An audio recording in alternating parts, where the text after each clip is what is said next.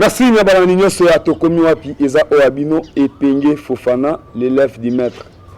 Lelo, jeune leader, jeune ya UDPS. Oa moni keno, bazo mérité te bazo kosa. Lelo, balobi, baloba. Na kosenga na bango to bana d'abord na mwana mboka seba. Apesa kombo na ye. Tokie koto, pe tokie iti. Pour avoir baillé mupaya se présentaka d'abord. Mwana mboka mbote. Mbote mopanzi sango. Balobi, ils ont peut-être association pour à chaque fois beaucoup miga na télévision. Ils ont nini, baye ba combo. Ngai combo na ngai président c'est Balozaï les soldats du peuple. Naza national chargé de défense et des jeunes. Mais il y a le bataille qui est mobile qui est actif sur le terrain. Et na lobaka comme dans le baka. Parce que ceux qui te zone baté, te zone bomba makambo, moni qui te sala lisumu et sengeli na loba pour na mokile barake te biso mingi tu as raison.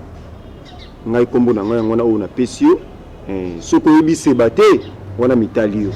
Mais mokili presque nyo surtout ba yebi seba. Merci, so yebi sebate etalio ezali ka boye. Ba musu ba mela gaz à mauve, lelo na oya to na pale na shop bilongi mususu. Yango bazo kieka kibudi. Mwana mboka mbote. Mbote ndeko fana. Kombo Rudolphe Mayombo, coordonnateur national à G27. G27 ezani. Eza structure au sein ya Ligue de jeunes à IDPS.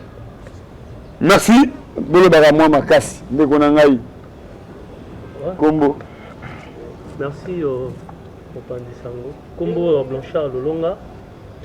Naza moko ya ba jeune na kati ya IDPS.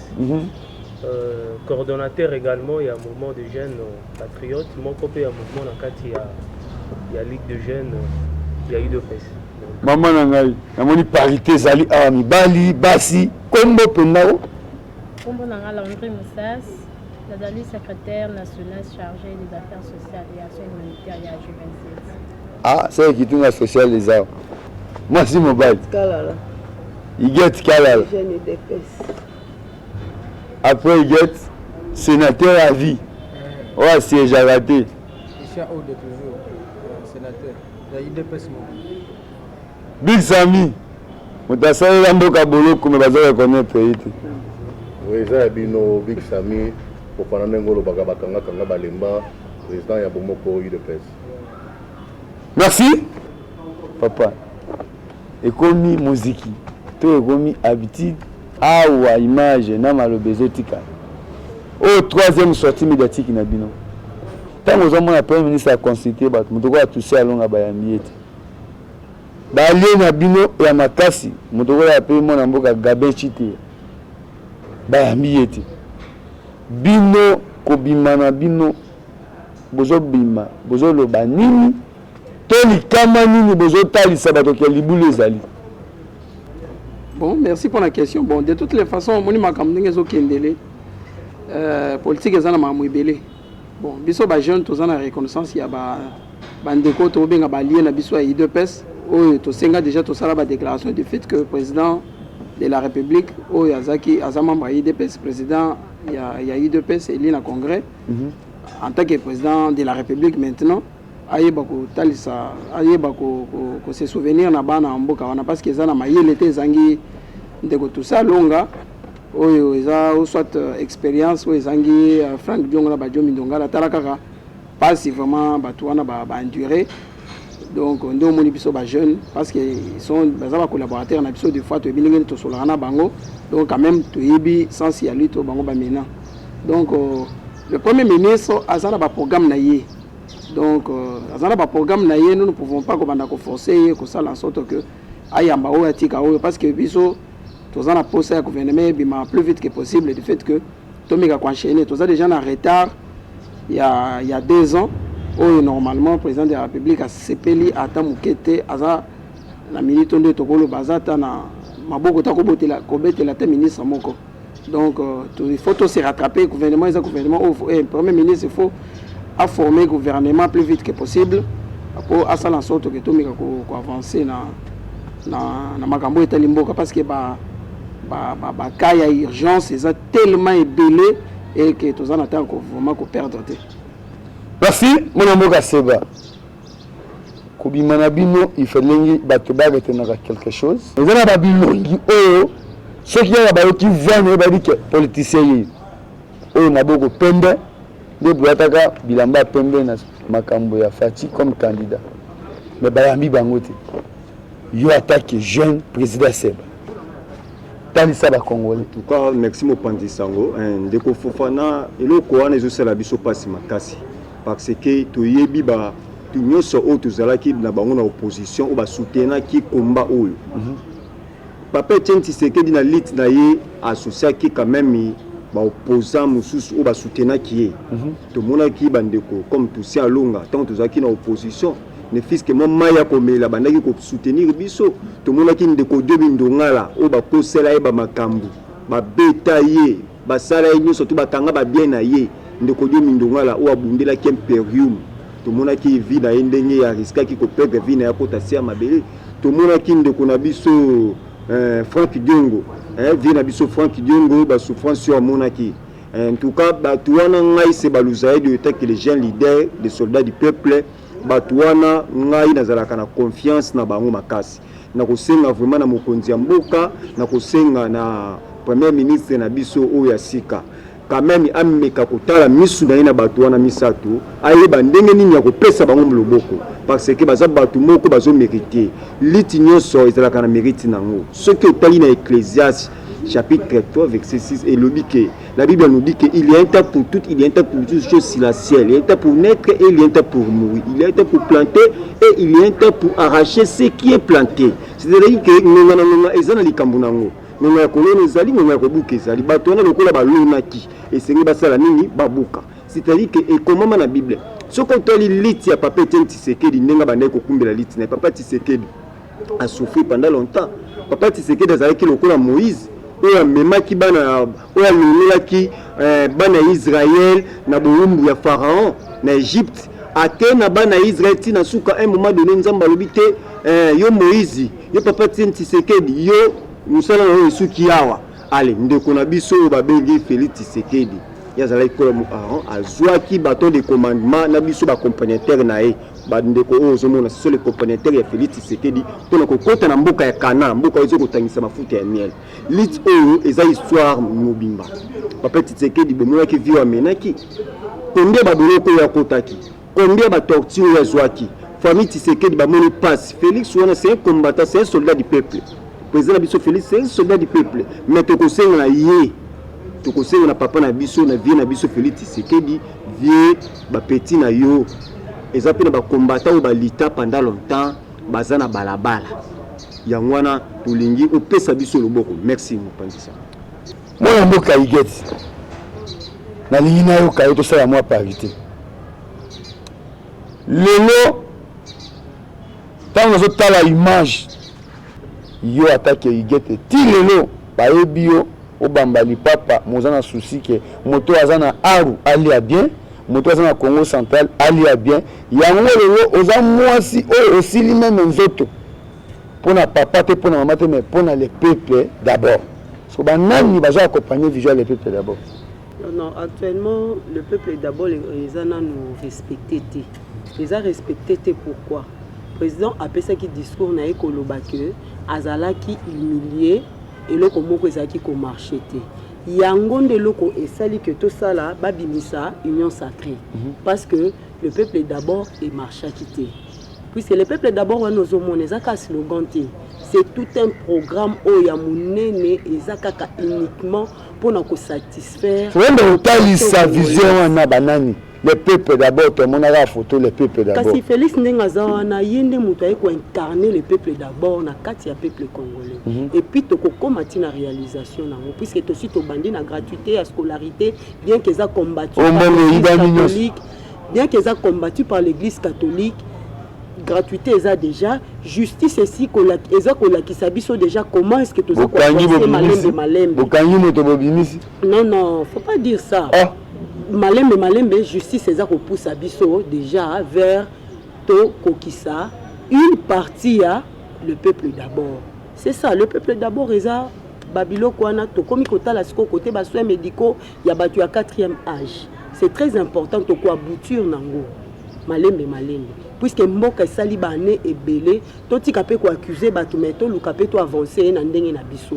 On n'accuse pas personne, mais ce qui est vrai que biso babiloko ebele oyo ezali na kati ya constitution na biso tozo poussa yango malembe puisque mitu ya bato ezaki déjà manda peso kinde malembe manda ezokinde tokoko makaka. Merci mon ondoka Big Sami pour conseiller la lecture il y a 2 ans pour Mandeza à 5 ans. Boutika il y a 3 ans tout qu'il y a une élection. Moi Namboka Fofana na okio kitoko 2 ans oyo toleki oyo na koloba bokonzi ya mboka atamboli ye moko bato oyo atielaki mitema na basunga ye batikaki kosala yango te. Tomoni nano ebandeli ya coalition oyo ezalaki ya cash FCC ezalaki mariage satanique mariage angeluna démon yebisaka ekobota nini yango moni eboti kaka nini désordre na désordre mokonzi moya travail malamu ezalaki te. Il a bien parlé ça na parlement yaki a subi ba humiliation nyonso lelo oyo biso pe toza victime yakati ya pouvoir ngo tozo subi ba humiliation tongo pourquoi mais tozo le matin po toza na esprit wana yaki combattre na kati na biso esprit oyo tangu kono Etienne Tshisekedi ake na mboka bawa atika kango na kati na biso tozu IDPS na balabala to memi yango tina ko changer décision oyo ezalaki kabal ya ba camera na ba fayulu ya ko imposer parti munene ngo encore ya IDPS et qui ne kondima moi muchopi moko boye la base et sangana ki na peuple congolais to longola ki ba ego na biso to tala ki méritocratie sengeli ezongela na oya biso to bengi président de la République Félix Tshilombo to pesiye ningisa wana akamba pe azwa pouvoir na ye na maboko. 2 ans oyo nous devons encore faire appel na ba ministre oyo ba travailler na président ba try ko aider été eza pasi ya komona ba ministre wana lelo koya ko soudoyer peuple congolais na mwa ba chop chop ya mikie papa Tshisekedi azaki koloba boye soki bapesi bino mbongo bolia yango mais na une vote utile tant bato wana ba diriger lelo bakomi koya na ba 10 000 15 000 dollars bapesa ba combattant batike bana nzela bolia yango de voir encourager bango te. Il devait se faire école ya démocratie oyo ozomona ba tête ezobima tongo pourquoi ba oyo babuneki pona imperium ngana zo bazake bandeko Fangdiongo bandeko lokola Dieu Minongala baza batu moko na moment oyo nous devons penser à eux aimons nous vivants tous la tête lokola chaîne ya ba conseiller ou ba na présidence kuna ba kende poto ba ketolingaki bango non nous devons nous aimer vivants. Président de la République alingi mboka makasi alingi ba congolais makasi mais certes le mariage a saki à liboso et permettre que a évoluer mais lelo oyo kokende na union sacrée na kozokisa mingi peuple congolais makanisa ke bolo baka toujours na président de la République biskazo kende ayoka base ayoka toujours base parce que biso ozomona la jeunesse oyo nous mettons toujours à la table d'un chef que nous apportons notre pierre d'édifice. Nous avons fait sa mécanisme ya boanya oyo salaki ke na lit bazo beta biso masasi bazo kanga mais tozo le maté pour tozalaki ko bisa ba stratégie neti ba savant. Moi je pense que idée wana oyo ba jeune bazali ko bimisa mayele wana esilité ba jeune oyo baza capable ya ko trouver ba solution na ba crise nyonso et jouer na gouvernement. L'église catholique azara au milieu du village mais ya ko mona penchant oyo église azozwa ngai nazoka mwate po bikeko na biso eza libanda église catholique ayebi ko contribuer na biloko wana ezo réclamer bokoko na biso tobungisi yango église catholique ayebi nous ne devons pas perdre notre culture même la démocratie il faut sengeli et à l'actualiser na culture na biso ba bantu on est des bantu tokoki kosala la culture te lokola bapaya ozomona basi na basi obalana mibali na mibali eza malamu te esengeli tozala na bavaleur oyo esengeli tokamba yango mboka pour na chite ba muke na koloba ke 2 ans oyo ezalaki vraiment kokoso pour na mokonzi ya mboka mais tant que mobali azui ba responsabilité na maboko pe biso be tokaki na terrain tokali kolemisa maboko te tozalaki le premier prêcheur ya démocratie tu peux tozaka ba prêcheur ya démocratie bisika tofandaka okomona Big Sami atelemi na bandeko 4-5 bazo de la politique okomona ba besoin la G27 bazo de la politique okomona la force du progrès autour l'œil du Congo, l'œil du chef, et ils ont continué toujours l'esprit à éveiller la population. ya kosensibiliser mpe komobiliser lelo komona bamama na biso baige tikalala na kati ya dynamisme oyo ya bafemme eza eloko moko très important et nous demandons au chef de l'État alemisa mapeka te à persévérer po biso toza na bakalibre makasi ya koaccompagner ye. Merci mon mboka sénateur naoki mon mboka bisami lelo UDPS tant que besoin le bakeno président de la République à Salibouy na kotangira yo ba ministère même misato o ya UDPS bozu ministère de la santé ministère de Seigneur qui efekusa UDPS pour tiseke ba ndima kolala kana ndako wana ya se ba tole ya kala lelo bozu pouvoir lelo eteni longondo soni ata que jeune leader sénateur à vie na lingi pena ba sentir que pena aux gens mandat à peuple aux sénateurs à parler du peuple était à sénateur c'est très important tout nanga mutuna wana oui bande qu'on a biso ya parlement debout ce n'est pas la première fois na bango bazala toujours contre volonté mokonzi mboka bazala ki bato oyo babundisa ki j'ai dit parlement debout babundisa ki Félix Tshisekedi en tant que secrétaire général chargé des affaires extérieures dans le temps serait Bruno Mavungu ndeko yige to azana ba torture wana nzoto na ba cicatrice biso force du progrès to bunda na parlement debout to benga na bango wawa to ba chapua ndeko Fofana ba chapua ndeko teni asa criminel vous comprendre Etienne Longondo c'était le seul d'abord tous les ministres ont échoué mais Etienne Longondo aza criminel aza mutu oyo a aidé chef de l'État na likambo moko te surtout makambo Covid. Ce n'est pas aujourd'hui ce n'est pas que no bana kozwa mbongo bana kobenga ba jeune leader bana benga ba groupe bona bokeno bolo belanga Etienne Longondo kozonga te a aidé chef de l'État na moment oyo to ko lobela makambo ya passeport mama wana pe akozonga te tumba nzenza akozonga te baza bato oyo ba aider chef de l'État te biso ba jeune leader ne to fandi boye oui Etienne Longondo abengi G27 abengi babu moko abengi babiki no boya banini bo soutenir est-ce que biso to kokende ko zombongo salite mbongo makila ozo somba bibembe keno za Covid bato bakufi na Covid biso ba jeune leader oto bundeli combat to bi sens ya lutte oyo to kende ko zombongo bongo salite jamais amesa na pesa bato na ye bazalaka ba jeune ba mesana ko landa ba mbongo biso toza awo pona ko défendre logique ya chef de l'État toza na pas ya chef de l'État to ko bunga nzela te tozo soutenir ye kaka et puis tozo senga que président de la République alanda ba vrai oya ye o biso to tikali tozo linga tozo sauver parti tozo telemela gouverner ba ministre oyo ba sungi yete ata mokote azonga ba wa ba sungi yete Etienne Longondo azana kati c'est un grand sorcier de konanga yeza injirte na yebi mutu wana bandakala côté ote IDPS to yebi mutu aya na IDPS oui papa muta koma na lobi to yende na infiltrer IDPS Etienne Longondo aza infiltrer papa jamais tunga mutu na bonde kona na répondre yote mais il fallait que s'il sanyongo wana soka za ki membre IDPS ayebi sens que non IDPS signaki contrat na bonde ko balongola dans le temps ya Kabila balongola likolo que non parce qu'il est en train de soigner les combattants de l'IDPS mais le ministère de la santé il bonde ko yango eza awo kena na caméra na micro na keno tuna kuna makambo eza kuna mais ye Etienne Longondo za wana abenga biso ba jeune leader boye keno ndande to bundeli keno aya opesa biso mo 5000 7000 dollars poto tolo ba keno Etienne Azong tala président de la République Etienne Azong atenga sénateur mutu na yebisio tumba nzenza wana zonga pété alors oui baza ba grand société ba yete c'est pas non dollars et comme soki 80 na ba couple sous et comme ba 250 zongi na tango nango ya kala ce n'est pas sérieux mais comment chef d'État on mboka Rudolph oy depuis a sengi passeport na ti lelo zobimate je me demande il doit faire pour moi dans le plateau nazolo ba passeport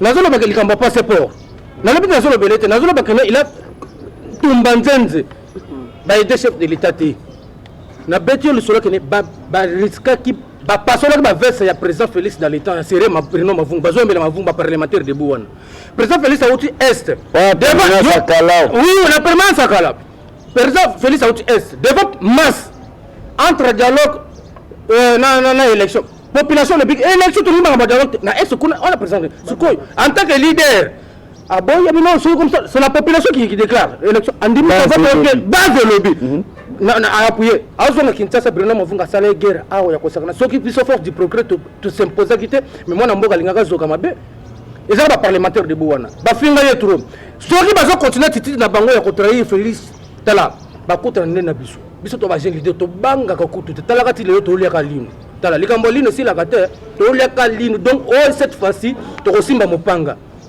on comprendre ndeko Fofana merci to kitasigo na mama na ngana simelongi asika Pepe Sayo Mwata, Ogise Kabouya. Futur ministre. Lelo, que y a à CG. Tu es comme ministre à la trotte. On a aussi un poste ministériel. Sénateur, il y a un sénateur, il y a comme député national. Il y a un moteur à outils combattant, Parlement debout, Lelo, Azawan, Azamuto, Aza CG, Amenibino Pena. Président de la République. Na lobé ndeko Fofana. Yé moko na matinée politique à lobby ke atekaki ba carburant. Ayebi ministère hydrocarbures. Lokola teki carburant akokoma sur la ministère hydrocarbures à Kosal. Mais c'est pour cela moi je lui appelle déjà futur ministre. Vous comprenez ba ko c'est hydrocarbures miki na kolonga parce que il est chef de l'état. Maman ngai bondeko. Esungi bino. Mais quelle ingratitude dans ce beauté ya ba congolais. D'ailleurs pour répondre na maloba na yo boyo ceux qui na bandeko na biso ba oyo yo lobi ke non ba combattant bazokaki bakendaki na bango na bondeko bazangaki basoignaki bango te wana ezali manque de volonté motema mabe ya bakonzi oyo baza liboso na biso bato oyo bazali concerné mingi na otala docteur Eteni Oye ndem tazali ministre ya santé pe azali ministre ya biso ya IDPS. Dans les États-Unis pe azali ministre oya biso ya IDPS. Donc bondeko na IDPS bazali na contrat pona koyamba baka oyo nyonso ba combattant ya IDPS baza ko se retrouver na yango. Charge wana nyonso zali na maboko ya docteur Eteni.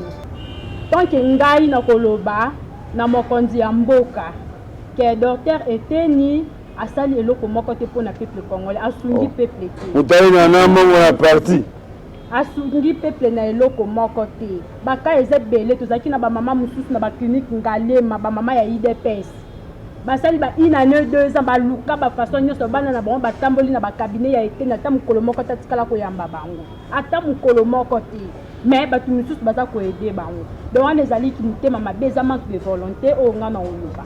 Merci, Moyombo Karidov. Ozo kamira tona poto bazo ya pona passeport. Yo mo wa pe susu ba melio. Ba melio ni. Ta ko le bande yebi. Ndeko Fofana peut-être na makambo yo bino vous comprendre ngote. Toko le bila makambo ba ministre o normalement gouvernement c'est tombé té. Ba ça déjà déchu na ba non ça écoute. Ba zonga ba ile makasu ba so so pembe sina selimba. Écoute. Photo ba ça vraiment émission au niveau makasi. Tout ça ba jeune moko tout ça tellement ba responsable ya ba structure rebelle et puis peuple congolais zolanda biso to me ko mata émission vraiment mon niveau. Bon donc akende té ce n'est pas mon problème, mais le problème c'est que les gouvernement et des Mkonzambo-Kate, je parle en général. C'est pour cela que les gouvernement m'ont malamu, mais tout continuer dans tout ça, dans 5 ans pour aimer ma chez Mkonzambo en 2023 aux élections. Mais ce que Moni va créer formule Moussou, c'est-à-dire que les gouvernement moko oyo normalement ils ont na bakoko so ebele, ou c'est là en sorte que tout mekako aimer kako aider Mkonzambo-Kate. Donc si aujourd'hui tous le bela ba ministre na ba kombo na bango, c'est-à-dire mo to ça la ba publicité. Te mena minito le quoi pouvoir raison na maboko ya ba congolais, et ça qui na quelque chose de très dur. Donc en tout cas nous remercier Nzambe pour encourager Félix Antoine Tshisekedi Tshilombo à ça la sorte que après sa mission effective pour Congo RDC ça a toujours dirigé na maboko ya ba congolais authentique quoi. Donc do moni on a koloba yango wana. Merci ndeko ngai namoni ofandi makimia trop, c'est-à-dire aux concentré ba jeunesse to ba papa ba monga ba retenir nini. Merci Mopandi Sango pour la parole. Je ne veux pas parler vraiment dans le secteur Mokoga conseiller, mais parlons maintenant donc je veux seulement généraliser l'armée, ou soit particulariser l'armée. L'armée, on est venu trouver une armée au service d'un individu. C'était une armée, au début, résultat, on a SND fait ça. Le vieux est venu avec ces histoires, il y a pour réformer l'armée. C'est ça, ce qui est dans les tiroirs. On veut maintenant que tous ces généraux qui sont devenus des business, à l'Est, c'est ça la business. On va faire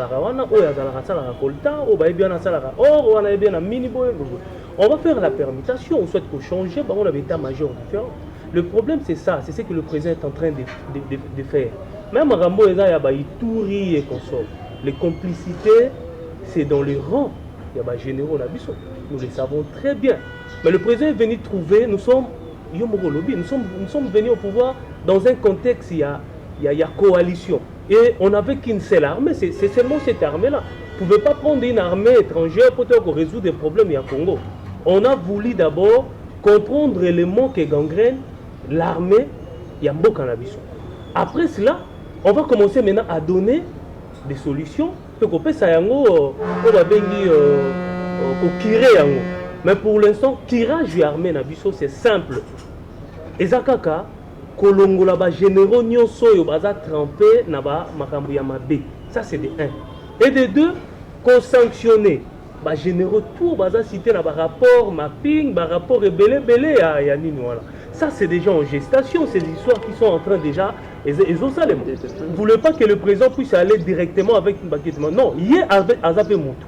Il est venu trouver une armée à niveau et azo sala oye fois ça. Tobandaki na makambo etali FCC cash yomo yebi ke na mboka o ezaki na armée ya FCC ba généraux ya FCC bazalaki yomo yebi ba musu bazo ya bato bakinga na général ya Kabila na la général au lieu d'être au service de la nation. Alors nous disons que comme le président est en train de moraliser on a nous baza na esprit à comprendre que l'armée n'est pas au service d'un individu, c'est au service d'un État pour résoudre les problèmes de ses concitoyens. C'est ce que le président est en train de faire. L'étape suivante, parce que il y a eu polémique et Botamaki Awao, Premier ministre Akel Ibanda, le vice-premier ministre, le VPM chargé de l'intérêt, a signé une ordonnance portant nomination au sein de l'armée. Tout ça, ça a créé polémique. C'était dans l'objectif de diviser l'armée, de scinder l'armée. Pour la Félix. Donc, il faut être sage pour résoudre cette situation. Mais en même temps, il faut être humain, apporter cet aspect humanisme pour comprendre les rôles de la souffrance. Il y a des qu'on a vu plutôt il y a est. Comprenez? On n'a jamais agitation. Non, il n'y a pas une agitation. On ne comprend pas comment le clergé, ceux qui sont censés de prêcher la bonne nouvelle, continuent à diviser le peuple congolais. Vous comprenez? Qui leur dit que le président n'a pas l'intention d'organiser les élections? Pas plus que hier, nous connaissons de rôle là va jouer qui? Est-ce qu'ils peuvent encore mentir le peuple congolais? C'est clergé de la Senko. Nous savons le rôle qu'ils ont joué. Je commence d'abord la dernière déclaration après la mort, il y a l'ambassadeur italien. Ils ont appuyé, moi je sais, le communiqué à Senko de version on commence après cette déclaration, on a suivi directement l'annonce il y a Nino. D'ailleurs, avant d'arriver là-bas, nous savons après l'échec il y a Nino, ils ont assassiné un Moutouane. Nous savons un politicien congolais qui a dit qu'ils vont s'aimer la terreur, l'insécurité dans ce pays pour que les investisseurs soient découragés. Et c'est ce monsieur-là doit ne pas répondre à la tête. Nous on est en train d'analyser, on va arriver à ce point-là. Ce monsieur n'est pas inquiété. C'est M. Adolphe Mouzito. Aujourd'hui, il est satisfait de la mort de cet ambassadeur parce que lui, il a promis l'insécurité dans le pays pour que les investisseurs soient découragés. Après, juste là, il a fait à sa tribune Mikoloawa que non, il n'y aura pas élection. Il demande au président de la République il y a qu'à organiser l'élection. Directement dans le rapport, soit dans le communiqué à Basenko, et aussi ils ont repris la même communication. Ça veut dire quoi? Ça veut dire qu'il y a une complicité. Nous savons que les élections, la Senko a soutenu la Mouka, ça c'est clair. Nous savons tous les rapports, il y a 40 000 smartphones on va faire ça bango pour que à tout prix va gagner l'élection. Na ba manière nous sommes même créer l'insécurité par force va gagner l'élection. Dieu les avait confondus. Aujourd'hui bazar Tolandi makambo bazo de l'élection. Revenons de ces élections là. Et même cette Senko, je vous dis vrai, même cette Senko là, ce sont des pères catholiques. La Senko n'est pas l'église catholique. La Senko, c'est la conférence épiscopale de l'église catholique. Je vous dis vrai. Donc il faut faire... Non, mais c'est celui-là que je vais m'adresser directement d'ailleurs à celui-là. Comment tu peux... Est-ce que la Bible nous encourage de jeter des fleurs sur des voleurs? Sur des voleurs.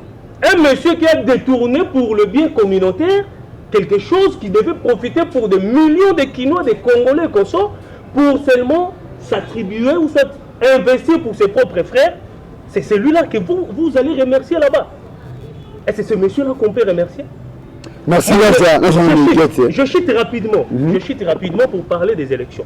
Tolanda qui a un élection, qui nous a précipité pour le vote ou bien élection à présent à Séni? Il est candidat là, c'était son neveu. Son neveu. Il y a l'Inga qui a comme président à Séni. Et quand tu vois là, Makambo comme il on te bakata oyo parce qu'il y a même famille politique na président. Tuna ba pasteur nyonso bazala ki wana ba koyebisa yo. Ba Soni Kaputa, ba ngotu bazala ki wana ba opesa ba version. Ba boyi ke oyo po aza même famille politique ya président a participé te bakati. On a tribalisme te robenga. Mais yende konaye mona na ye neve na ye azala ki wana comme candidat. Et Keiti et Kenda ki wana erreur na bagaf na bango bimisi biso Ronsard Malonda ont écouté des combattants IDPS pour te protester contre bien sûr rebelle. Vous comprenez? Écoutez biso lisusu pour te contester et président peut na pouvoir na a boyi elo qu'on a boyi ko interina.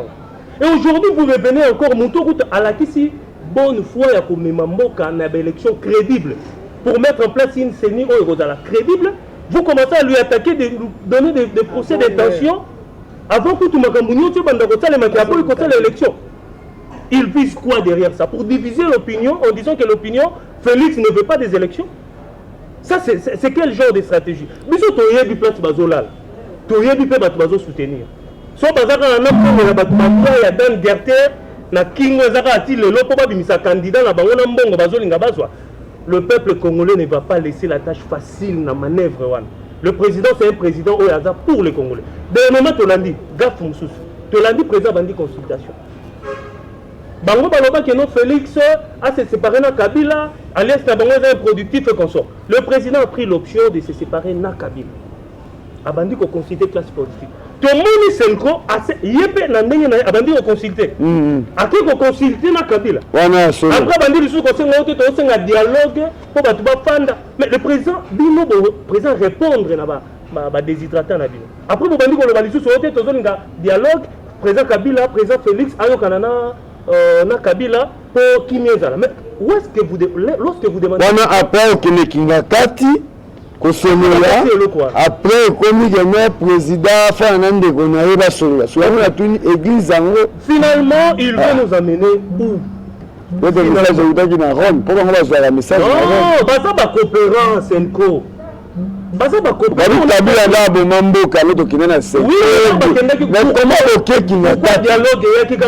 dialogue et après Kingaka, c'est que va finir qui va enveloppe.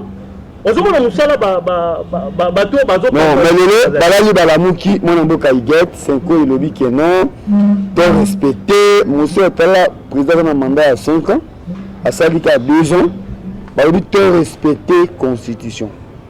Iget. Papa biso d'abord toza ba démocrate, toza ba socialiste. Élection ko pesa biso pas cité. Po biso to lakisa ba. To ba siliki nini? Moto siliki azate. To lakisi na monde que Félix Azaki élu. Ti lelo biso to ko banga élection.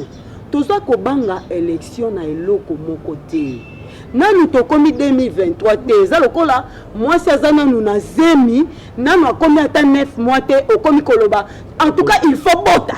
Il faut bota. Bazo lukane mutu ya Félix to likamuni.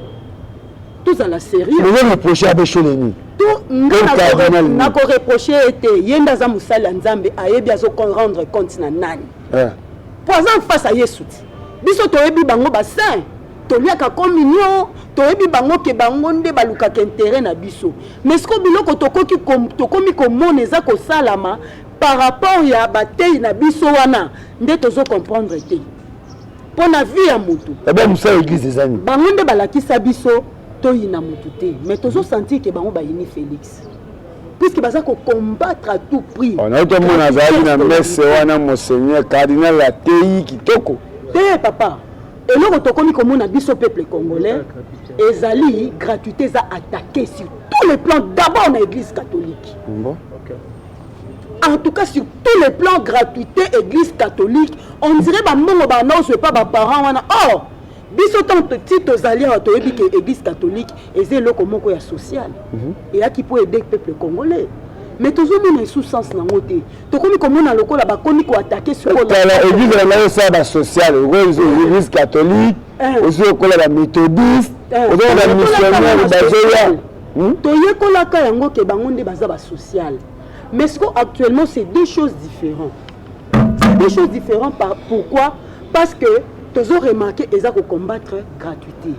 Pourquoi l'église catholique est qui combattre gratuité? Bazouaka nini ceux qui balongoli gratuité wana. Ou alors c'est la tête de Félix qu'ils veulent. Balingi mutu ya Félix teza ko énerver bango donc baza ba tribaliste. Ba konzo yo ya 5 wana baza bango nyoso ba tribaliste. Parce que tu dois comprendre te mutu ameki asengi gratuité banda ba moyen ebimi aboyokani ba palier abandi ba palier wana vous le compliquez oh Kabila te atie Kabila à côté vous compliquer kaka ozomona tokomi komona yango eza N or catholique nde la kisaka biso NT soki baza na NT balakisa biso mabeni ni Félix asali puisque tozana na 2021 ozomona tokomi ata katikati ya 22 te bozo l'élection donc akatana mu mandat na ye à côté élection alors ni loko tozo comprendre te moi mboka sénateur de ton moi mboka Steven Ndikaye pa omi ko sangisa bato na basal Félix est candidat na biso na 2023 donc on a 3 ans peut-être pas l'autre nde son couple à l'autre avec chaud la lobby attaque ba papa ya molimo élection na 2023 sénateur ya peuple na bezap biso tozo bang élection et puis Félix a lobby kambo mon côté que non par rapport que non aux élection 2023 Félix a respecté constitution a respecté abeso c'est une côté a respecté constitution azamo ndi l'église catholique te vous allez comprendre et là vous allez parce que le président azamo ndi l'église catholique te Félix Tshisekedi a violé la constitution à ta place mon côté. Le coup la Félix nani constitution le but que non élection de 2023. Donc il faut respecter la constitution. Vous comprenez? Après le pays musutu pe ezali que non avant même élection identification ya koyeba que non ba étranger be bonabu. To resale la yango to respecter ezaka la constitution. Donc cela veut dire que Félix a respecté la constitution. Abeso la bossa na te que non régime monto ba kendo tana na kinga kati kuna. Aza monto abeta babike kwa Ave Marie masasia babike kwa monseigneur banzambele pasuka kawa donc abosa Félix a retiré la sala bango biloko wana comment appelle c'est ba Notre Dame de Lima la penda tama penda to minde to beta mo sere to bandoke to beta ma mais ye wana lisusu bosengi mona mboka Félix to rompre makambo coalition to sali yango pour avantage à peuple mais bino kaka te ndeko chole Félix a une église catholique. Aza chrétien, mais il n'est pas catholique. Tu es bi catholique bien. Vous comprenez? Tu as un peu d'élection. L'élection, ça peut monter. Tu as une armée, tu as une élection, on a remporté avec la population. C'est quoi? Yo lingini. Gratitude, Bino Bolobelaka, peuple. Hein? Gratitude, peuple. Mais moi, je suis une gratuité que non. L'État va prendre ma responsabilité. Mais l'Église catholique est éliminée. Bisami, tu communes atterrissage. Le seul moboko à l'Ikambra, les Congolais, sont sortis du gouvernement. On a eu des combattants base balobini. Ceux qui gouvernement est à côté, et que vous avez un rapport, des Sénat. na ba député provincial lelo base nebino na lingi bozwa biloba moko bozozela gouvernement ezala ndenge nini ngai eloko moko na koyebisa yo ke biso toujours toza na elikya na mokonzi na biso Félix Tshisekedi parce que quand même aza na esprit ya nzambe aza azolakisa bolingo wana na peuple congolais. Nous allons comprendre le gouvernement nous surtout eleka na Congo batikala kopesa peuple congolais chance c'était quand même bayo kamwa kimia na kati ya mboka mais toujours ça l'effort que lelo kimia eza na kati ya mboka soki tokemwa moke na makambo oyo etali Senko a échoué na ba mission na presque nyonso tout Senko wana Senko gratuité oyo etali kozala na kati ya Congo tout le monde qui Senko ndenge bana kotelemela ngo soki okele na ba école nyonso ya catholique okutisa bazofutisa cher ba école wana ezo troubler mitu ya ba parents ils ont tiré le peuple congolais en difficulté comme l'église catholique. Mais les gens, quand même, Félix Tshisekedi a été gratuité pour les parents. Les gens, classe, va se mettre classe qui est malembe. Mais bien sûr, nous avons travaillé, mais tout le monde a quand même un esprit bien, un esprit pour le peuple congolais. Mais nous allons comprendre que les gens ont bloqué toujours président Félix Atambola Malamuté. Net ceux qui ont moi muké na parti na biso IDPS. Na parti na biso IDPS. Quelque part tous monde ba continuer biso ya parti IDPS. Bazawana bazokolinga kusunga mokonza mboka te. Mokonza mboka kolunga kuna te sika zali pona koya kolandela makambo ya IDPS. Ezande bango nde mutu bazawana na kati ya IDPS fo basala ke pona IDPS ezala en avant. Nalandaki ndeko Augustin Kabuya ndenga banayi kosala ba déclaration na eke azana posa ya kotika parti te fo azana ba combattant ti ba combattant ba kozwa musala c'est un mensonge za lokuta biso tozana posa ke ndeko Augustin Kabuya quand même akende azwa ministère ozomona à part ba ministère ba porte ezebeli na kati ya Congo ba poste ba ambassadeur ezali akoki kozala même comme si ambassadeur na Venezuela pe kozala ambassadeur même na Venezuela kuna ils appellent poste non Big Sami gouvernement oyo bozozela nini pona boye comme azusu simba tuba pine sala bo ngongango yango moi na mboka kopana ko boye ba TV za politique oyo tozoloba oyo eza po ba congolais ba comprendre mais politique eza oyo tosaka na terrain l'UDPS toza parti et au pouvoir toza pe na terrain ndenge ozomona biso bo toza na terrain esengeli kaka teke combattant nyonso za musala le rôle ya parti pouvoir parti politique eza nini ya koconcevoir pouvoir mais tant que parti politique les autres vont concevoir pouvoir que au moins okende na déclin étant les avant-gardistes oyo tozali jeunesse oyo tomoni déjà na musika mbela kekeba liboso moto ezali esengeli tosala nini yango wana tozopointe du doigt baye oyo baponaka bato ofere ya parti botinda lisusu ba oyo baeshuwaki te sénateur na mokuse.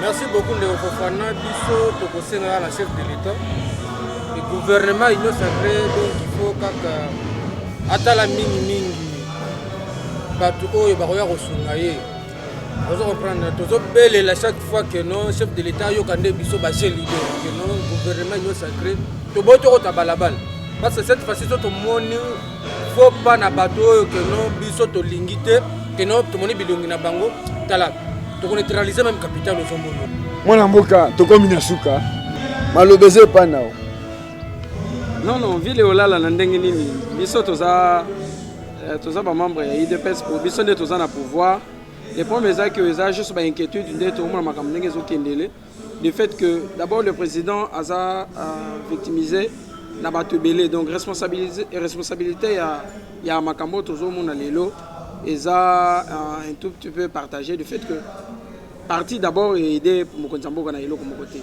donc yango nde tozo pesa chance mingi na premier ministre gouvernement zoya oyo ezala gouvernement ya bato bakozala ba sacrifier bato bazoya pona ko réparer oyo kozwa musala na gouvernement ezoya abandi ko sala ba bêtise comme oyo ba bêtise les cas entre biso to s'en charger action boy association boy makambo na etali biso te donc eza gouvernement oyo tozo ezoya po effacer moi ba incapacité oyo ezaki na gouvernement ou ya coalition gouvernement ou ya bandoki autour le ka oyo donc c'est ce que tozo senga na mokonzi mboka mingi biso en tant que membre ya IDPS tozo linga mingi to pesa confiance na seul et unique autorité to na parti comme ne toza na ye eza autorité to benga de référence na parti eza Félix Antoine Tshisekedi Tshilombo oyo toche na marché c'est pour cela donc c'est pour cela donc IDPS ne to benga ngweza pyramide à renverser ça dit que ndenge to fandi bonde biso to ba konti ya parti ezalaka nde bongo depuis kala makambo ya ba hiérarchie ezani ni c'est-à-dire que ba peso sa secrétaire général eza po okamba parti au quotidien eza te que bato ba community ba bana na yo o la muki na tongo zo gangela ba fédéraux na ba province ozo nommer ngo lingi donc on sala makambo sans passer par ba base yango to sengi ndenge nazo to biso ba jeune tozo senga président ambeka ko pesa poste na monsieur Augustin Kabuya apesa un ministère c'est n'importe quel ministre.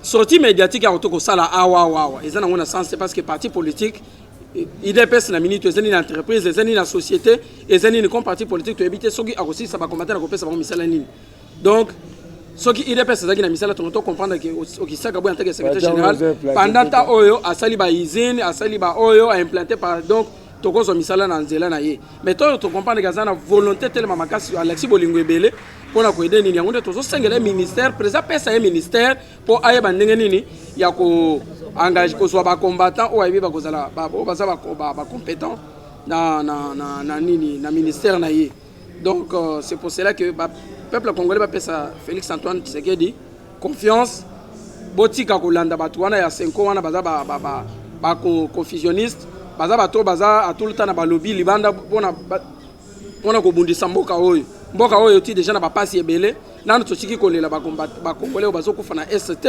nanu tochiki pasi eza nanu mais ko yela biso ba makambo ya tina te wana wezata na sens te ole ya ko proposer makambo ya oyo ko sala en sorte que avancer mboka na biso bazo ya ko bana ko précipiter biso biloko moko o ezanga tina to ebike bazana baso bozana candidat en tant que ba clergé boye la biso Jésus-Christ au boté ya na église azala ta candidat pour a changer mboka vite mbango na ndenge mino bozo sengela makambo esala metake to za batu et que notre pays a été détruit pendant ba mboule belé et que Félix azoko tenter na volonté politique wa zanango ya komema ko songisa RDC na mulongo na nzela.